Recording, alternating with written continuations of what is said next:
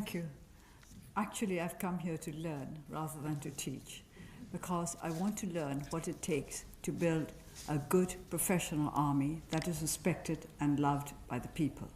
This is the kind of army I want our Burmese Tamadour to be, the kind of army it was meant to be when my father founded it back in the 1940s, early 1940s.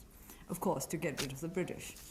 But not because we didn't like the British, but because we loved freedom better. I think all of us have a right to be free.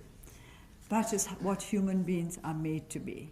We want to be free to assert our own identity, to be able to follow our conscience, and to live in a world where we are the equal of all others. The reason why I came to Sandhurst is to find out what leadership means in military terms as well as in human terms, because you cannot get away from the fact that soldiers are human beings as well.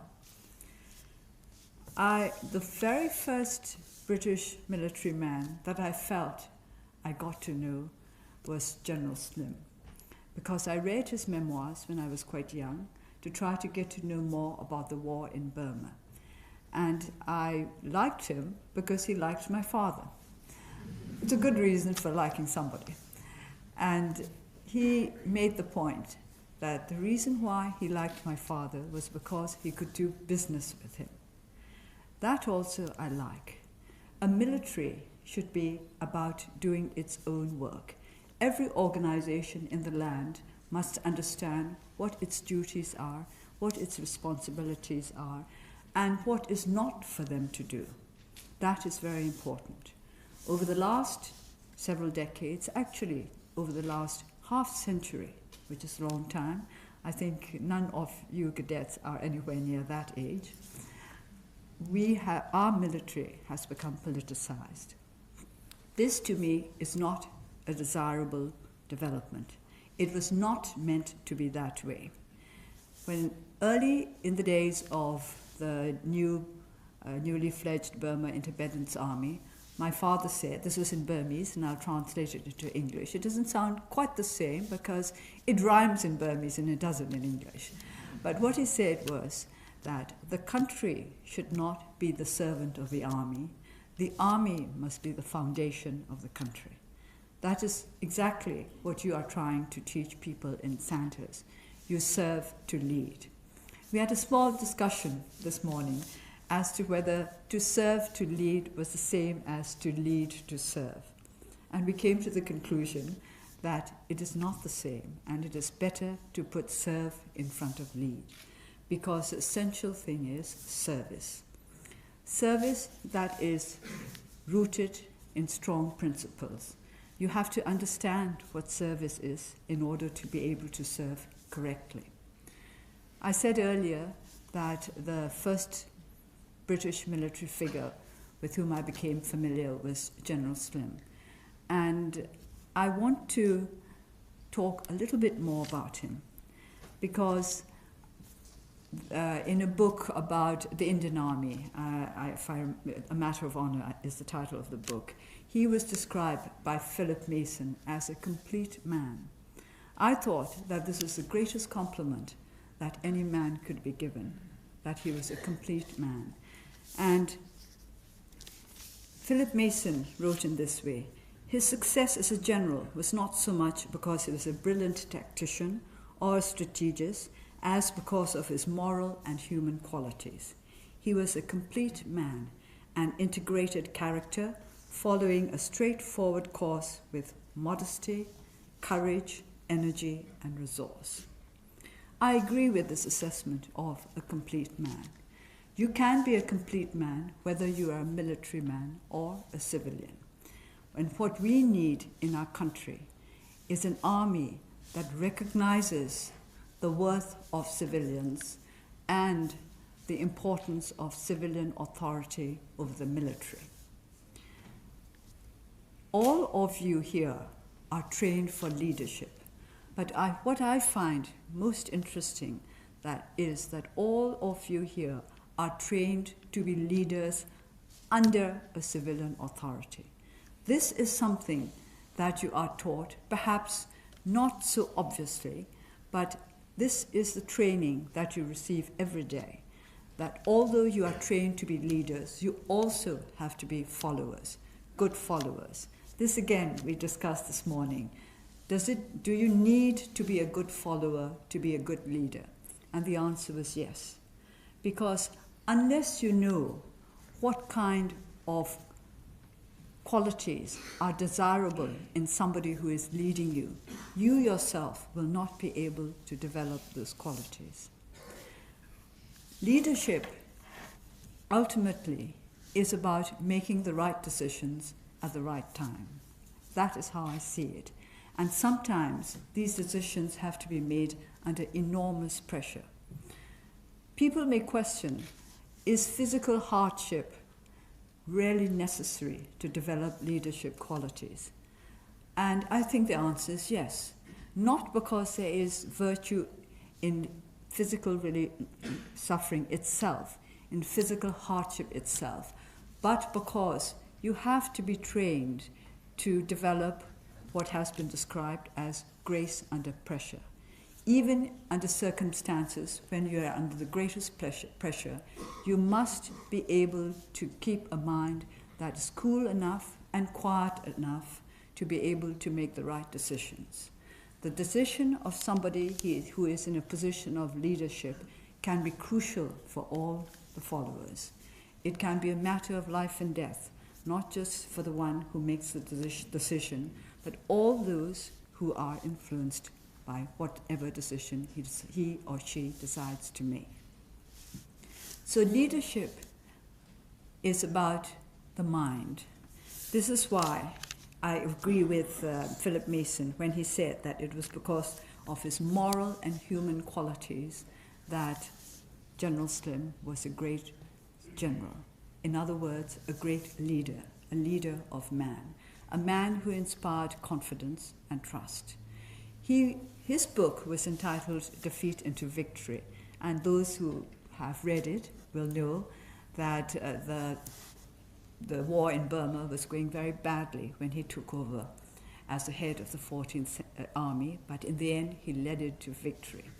And that, I think, is what we are trying to achieve in every part of the world, to turn defeat into victory.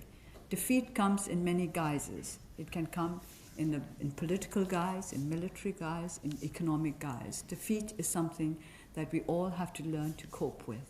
But we have to learn to turn it into victory without in any way compromising our own integrity. Victory at any price is not what a good leader strives for. Victory with his honor or her honor, as well as the honor of those who have trusted her or trusted him, intact. So leadership for me means service in the sense of always putting one's followers ahead of one, in front of one. They are the ones who really matter, not you yourself, who may be in a position of leadership, but whose worth will be decided only by what he or she manages to achieve for those who have accepted his or her leadership. I do not quite know whether all of you feel the same as I do about the necessary leadership qualities of our world, of which the army is only a part. Military men do not make up the whole world. Armies do not make up the whole world. They are just part of our world. And whether you like it or not, they are an essential part of our world. I, myself, have a great affection for the army. This has exposed me to much criticism, especially after decades of suffering under military dictatorship. Our people and those who support the movement of democracy are sometimes upset when I say that I have great affection for our army and also great hopes for it. But it is right that we should have respect and affection for an institution that is intended to be selfless. Selfless, I believe, is the core word for armies and for leaders. others before oneself. It's not for oneself that one should lead. That is why we say serve to lead. When General David Richards visited Burma a few months ago, we met him at the legislature, and a question was put to him. Do the British people love their army? And he said yes. And he said very proudly that according to the polls, the British people admired the army more than they admired doctors and the medical profession. And then he was asked why. And his answer started with, because you were seen as selfless. He said, we are seen as selfless. We sacrifice ourselves for people. And he added, not just for our own people, but for people anywhere in the world who might be in need of protection and of the kind of military defense that would give them more secure and fulfilling lives. So selfless is at the core of an honorable and respected army. And that is what I want the army of my country to be. And this is what mainly I have come to find out from you, to learn from you who are learning to serve, to lead.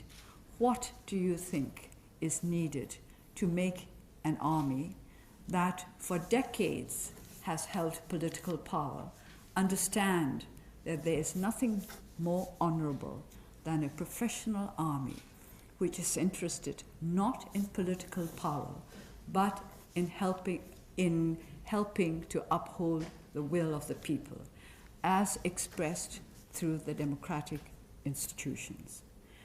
Burma is starting out on the road to democracy, but we are just starting out. We are nowhere near there as yet. There are many changes that need to be made, and we want our army to be active in a positive manner in bringing about these changes, the changes that will make our country into the kind of nation where we can all feel safe and secure. Burma is a nation of many peoples. The United Kingdom only had to deal with the Welsh and the Irish and the Scots. We have many more than that. This is a great problem, especially as some of our ethnic nationalities took up arms decades ago, and we have yet to achieve a nationwide ceasefire. And a ceasefire is just the first step towards the kind of political settlement that will bring lasting peace to our country. So my presence here is one simply based on my desire to learn from you, not to teach you anything, because I do not think I have much to teach you, but I do hope that we will be able to exchange views and share our ideas of what it takes to build a world that is secure and at peace. In a sense, we were discussing over lunch that the new type of military is the one that tries to do itself out of a jaw, because you want to get at the roots of conflict, to get at all those problems that lead to conflict and to eliminate them. And of course, if there were no conflict, there would be no need for armies.